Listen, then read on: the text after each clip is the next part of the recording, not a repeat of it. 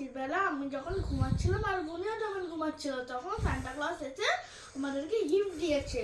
কি গিফট দিয়েছে?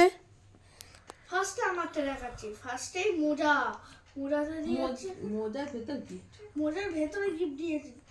বের করো। দুটো 100 টাকার নোট। আচ্ছা, আর কি দিয়েছে? আর আর আমার টুপিটাও দিয়েছে। আচ্ছা, টুপিতে কি আছে? আরেকটা 100 টাকার নোট। তুমি খুশি হয়ে গেছো? হ্যাঁ।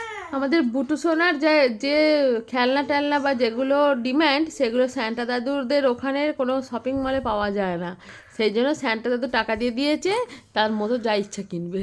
আচ্ছা, বনুকেও দিয়েছে নাকি? হ্যাঁ, বুনুকেও দিয়েছে। বুনু তুমি খুলবে তো?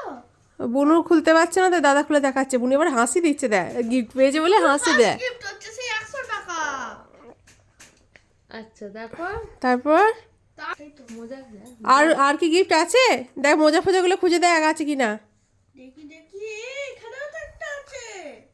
আরে বাস, এখানে কি 200 টাকার নোট। বনুর মোজাটাও দিয়ে গেছে।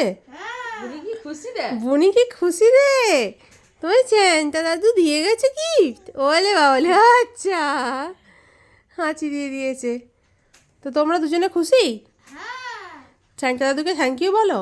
সান্টা দাদু তুমি প্রচুর ভালো, থ্যাংক ইউ। আচ্ছা, তুমি থ্যাংক ইউ বলে দাও।